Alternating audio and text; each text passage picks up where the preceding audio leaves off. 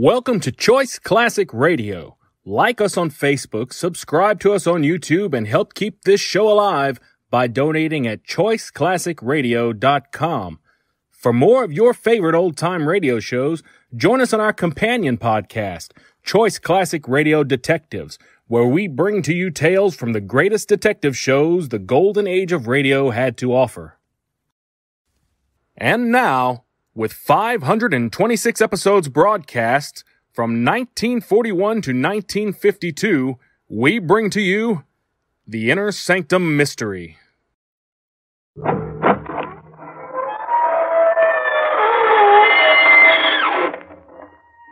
evening, friends. This is your host to welcome you through the creaking door into the inner sanctum. Slither in, won't you? Sorry the place is such a mess. I'll sweep it up later.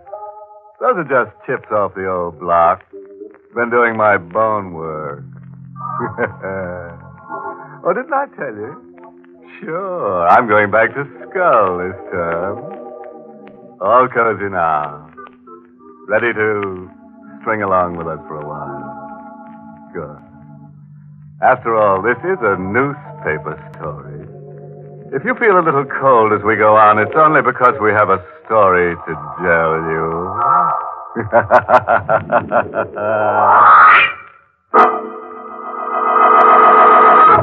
Tonight's Inner Sanctum Mystery, Death of a Doll, was written by Fred Matho and stars Mason Adams in the role of Will, with Ted Osborne as Bo Cousins. This is the story of Willie Harper and the devil, and how Willie, on his first assignment for the Morning Blade, finds himself at 2 in the morning, sweating nervously in the murky shadows of a riverfront street. Willie has a gun in his pocket and a doll that belongs to a dead girl tucked under his arm. A block away, leaning against the one streetlight, impassive, grotesque, ape-like, is the devil, waiting for Willie. I keep saying this is 1948. And I keep saying this is Manhattan. And I keep saying whether you believe in the devil or not, you don't meet him till you're dead. But believe me, that's the devil over there under that lamp. At 3 o'clock, he's coming for me. Sure, you've got a right to think I'm crazy, standing around waiting to be killed with a doll under my arm. This all started 10 days ago around 5 in the afternoon at the city morgue. Grundy, the night editor, sent me there on my first assignment. The morgue, he says, is a good place to start for stories. Looks like you might be in luck, son. How's that? Come along with me. What's your name? Will Harper. All right, Willie. Come down to the coolers with me. Yes, I'm very wrong. I've got a story in there for you. The girl in locker number 7. She's been here 4 days. Tomorrow we close the case on her. What does that mean, Mr. Jackson? Means, in spite of everything the police have been able to do, we can't find out her name, where she lived, or anyone who knew her. How was she found? Tugboat crew fished her up the river. Tomorrow, she goes to the city burial grounds in a plain box marked Jane Doe. That's horrible. Just dying and nobody... Do you think she was murdered? There's not a mark on her. Police say she wasn't. But I want you to look at her face and tell me what you think. This is Jane Doe of number 7, son. Jane, this is Willie Harper. I want you to see her face, Willie. Tell me what you see in it. A strange emotion shook me. She didn't seem dead to me. Her skin was perfect ivory. Her hair was fine spun copper. Her lips twisted slightly. I blushed and turned away, catching myself imagining what those lips must have looked like with life's color in them.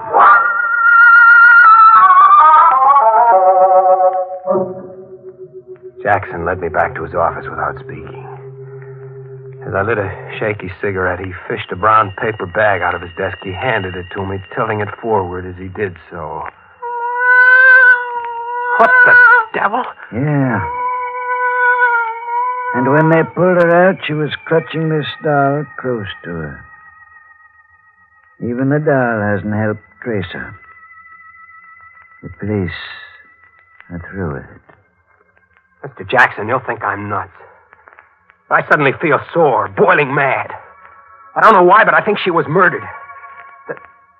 The look on her face... Kind of ask your help? Yes. Dead girl nobody wants. And a doll. Here's your story, Willie. Too bad you didn't know her before. Yeah. Well, thanks. Here. Take the doll along, Willie.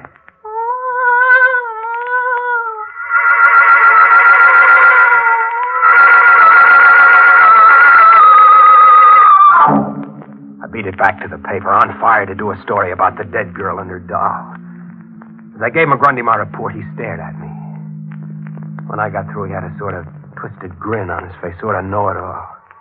He grunted and tilted the paper-wrapped doll forward. Think she was murdered, huh? Yes. The cops don't think so? No. They're closing her case tomorrow? Yeah. No clues, facts, or anything outside of this doll? None. All right, Hopper. I'll give you another day to find the nasty character who did this horrible thing. Cops have been wrong before. Go ahead. Thanks. I'll get a story. Here, take your dolly along. And keep falling for the dead ones, Hopper. You're better off.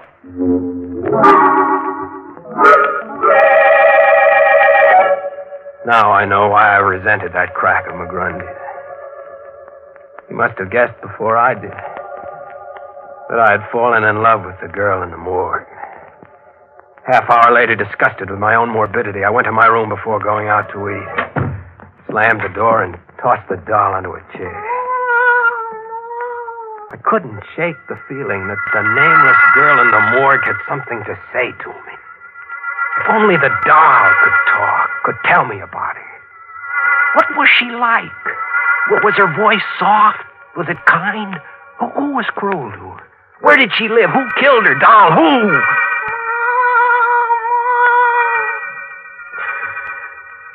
I grinned sheepishly at myself in the mirror. And with that gesture, this story really begins. The next few moments remain electrifyingly vivid. I had set the doll down on the bureau. I didn't touch it. Wasn't even looking at it when a new sound came from it.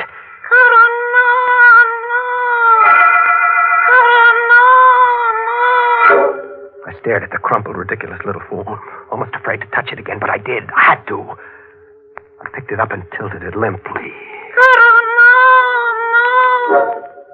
Karanana. That was what I had heard. A sound? A sound only? No. Somehow I thought it was more than a sound. A name? Maybe a name. Half because I didn't want to stay alone with the doll any longer, and half on a hunch.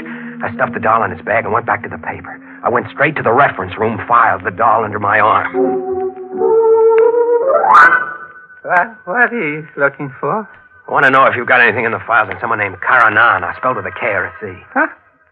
It's funny, you seem amused. Don't tell me he's around again.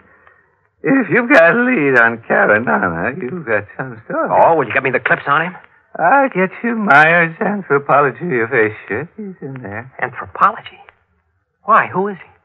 The devil. Karanana. Of course, an almost forgotten myth from Asia. Lucifer on Earth, wearing out one body after another, walking the earth always. I remember it now from college. I had on a long walk and headed down Fifth Avenue, my head whirling with a maddening conflict. I think I would have given up the whole thing then, but always at the point of going home to bed or of chucking the blasted doll in a can. The face of the girl in the morgue blanked out other thoughts. When I reached Washington Square, it was dusk. The sidewalk artists were packing up their canvases as I passed them, all but one, that is. He was a tall, angular man with a completely bald head, whose 4 or 5 paintings had the advantage of a streetlight. The man paid no attention to me, until at the sight of one painting I stiffened in utter shock. What's the matter, friend? Is the stuff that bad? That one. One of the girl, it's... Woman with a doll, I call it. Like it? Who's the girl? Do you know her? Tell me. Sorry, I'm selling oil paintings, friend. I'm not a dating bureau. No, you've got me wrong. I've got a good reason for asking. Look, I'll prove it. Here. Isn't this the doll you painted with the girl? Where'd you get that? I haven't seen Hazel in a week. She left for the coast. I gave her that doll to pose with. What's wrong? Hazel is dead. Dead? Where is she? If I tell you, will you promise to say nothing for a while? I'm a reporter for the Blade. My name is Will Harper. I won't say anything unless I believe you had something to do with it. Where is she? I'll take you to her. She's at the city morgue.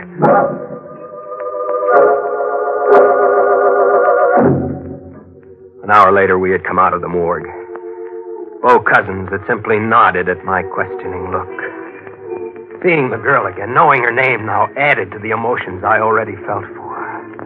I had a sudden impulse. I handed the artist Hazel's doll. Are you giving me the doll? No, I want it back. But I want you to tilt it. Make it cross. What did that sound like to you? What did you hear? The doll said, Karanana. You heard it, too. Again, say that name again. What did you hear the doll say? I distinctly heard it say, Karanana. Then I'm not crazy. And do you know who Karanana is, Mr. Cousins? I'm afraid I do.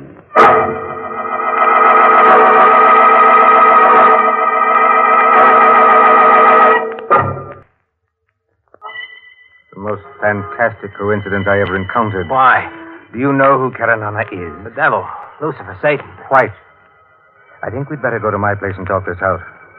Certainly, if what I think is true, no one will believe us. What do you think? That Hazel was murdered by Karanana.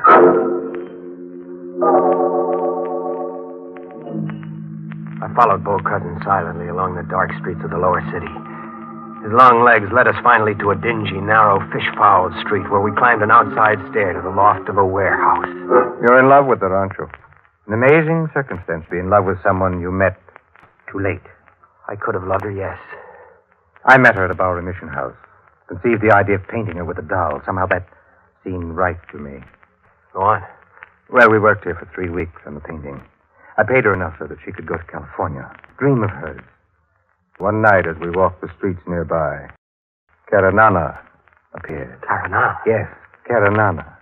Or a man who calls himself Karanana. The devil, or the human form of the devil. However you choose to think. There can't be such a thing. The devil, it's just a myth. Is it? I met him in Istanbul 8 years ago in a cafe. Did a painting of him. What's he like? Squat, massive man, ape-like.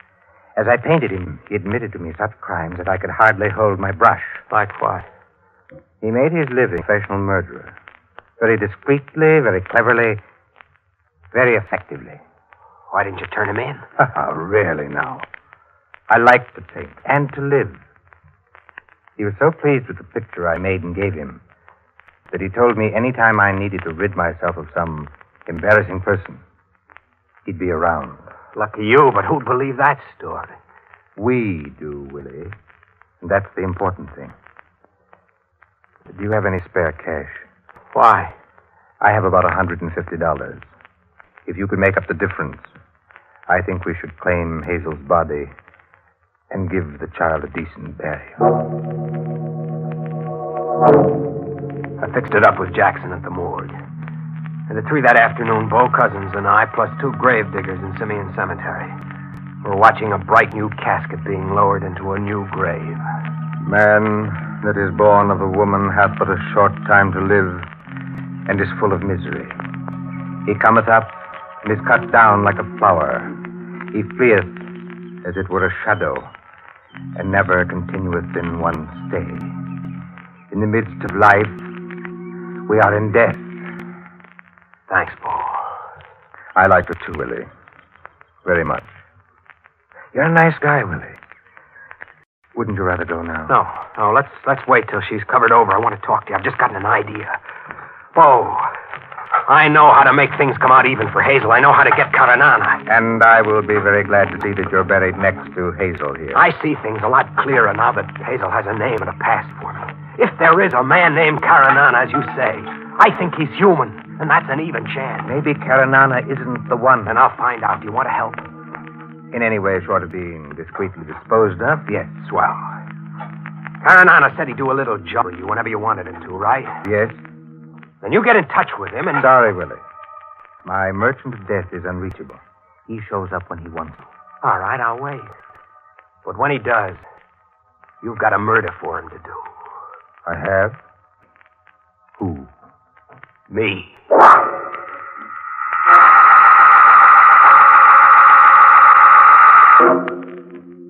That was a week ago. An exciting week for me, covering all sorts of stuff in the paper. I'd begun to think Bo Cousins was an imaginative phony. Even my editor, McGrundy, had stopped kidding me about Hazel's doll perched on my desk. Then this morning at 9:30, I got a call. Morning, Blade, Willie Harper. Greetings and farewell, Willie. This is Bo Cousins. Oh. What's up? The devil is in town, Willie. He wants to see you. Karanana? Yes, I saw him last night. He was delighted to help me get rid of you. I see. I told him you were a reporter who was planning a story about art which tore my work to pieces. What's the matter, Willie? Change your mind? No. Did he say where? He never lets his clients in on the details. But he did say I'd be rid of you by 3 o'clock tomorrow morning. Thanks, Bo. I'll be seeing you. Quite seriously, Willie. I hope so. Be careful. Remember, bullets don't work on some things. Bye. So long. By 3 this morning, he said. I didn't know where, exactly when, or even if I could get the drop on the devil and force the truth about Hazel out of him. I stuffed the doll into a bag and started out, but McGrundy caught me. Harper! Yeah?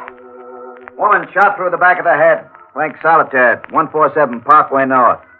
Husband with her. Go on out on it and phone it in. Right. When I hit the lobby downstairs, an unaccountable chill got me in the small of the back.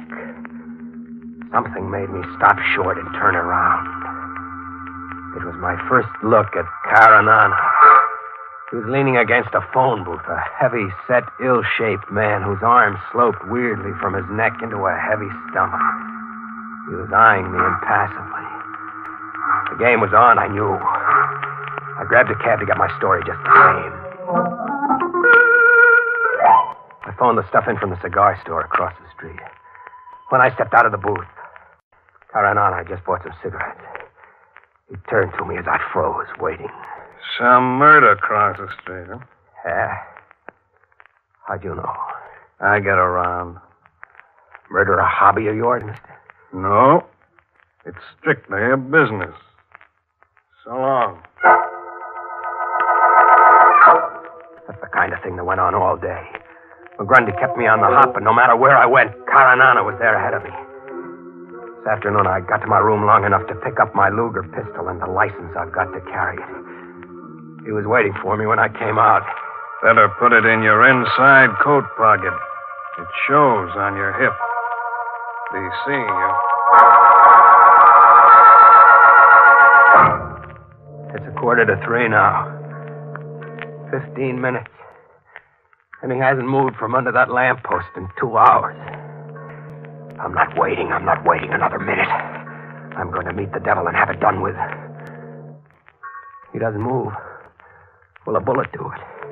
Can I trick him into admitting Hazel's murder? Or will he kill me first? Well, here I am. Yeah. I see. What can I do for you? It's almost 3 o'clock. You know, you're right. Time sure flies. Well, time for me to get on home, I guess. So long, Willie. It's a trick. A fiend's trick. He's deliberately leaving me with only a few minutes to go. I've got to stop this. I can't go through with it. I'll go to Bo's place. I'll tell him to call it off. I don't want to die. I don't want it. Bo! I was running for your place. That's right. You might be down this way. You look scared to death. And you should be, I guess. I've got to hide, Bo. Let's beat it somewhere. It's almost 3. All right. Quick, cross the street, Willie. There's a broken down pier there. Come on.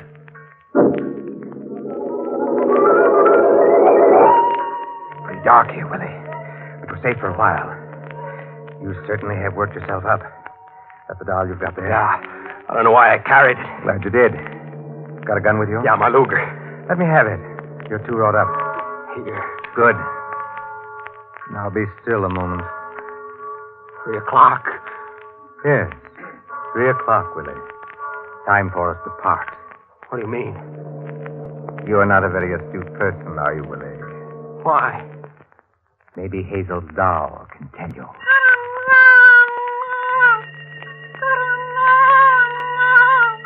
You? No, Bo, this is crazy. You're... The same water that received Hazel is at your back, Willie. The time is 3, and tomorrow you will be fished out with the doll under your arm. You're Karanana. Quite. Farewell, Willie. Hazel, poor sweet child, learned the same truth by accident. Dirty, filthy little... Farewell, Willie. And you shall take your Stop him, dolly Cousin! with you. Stop him! Where? I said drop the kid, Cousin! Stop him! No, I will not. Eleanor never dies.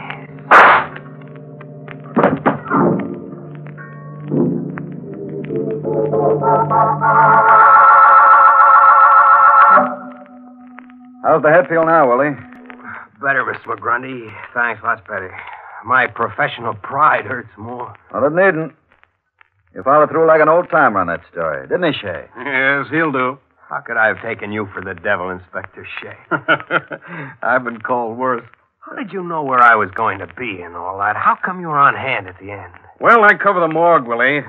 When a young guy suddenly decides to claim a nameless corpse, it's time to follow up on it. Well, you seemed okay, but Cousins turned out to be wanted as a professional killer. So you tagged me to get to him? Sure. He was after you, no doubt about that. Oh, there's your doll, Willie. Yeah. Well, I tilt the doll and nothing happens. No sound. Must be broke. I guess she doesn't have to speak anymore, Mr. McGrundy. I think the doll is dead.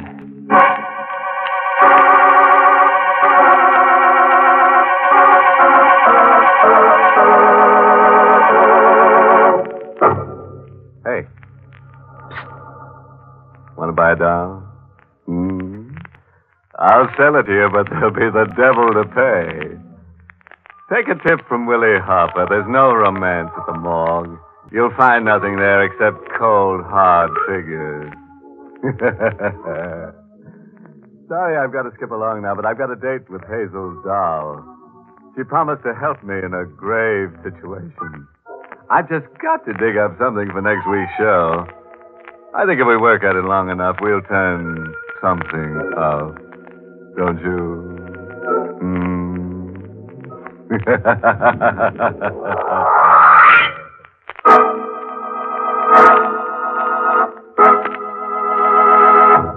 Good night. Pleasant dreams.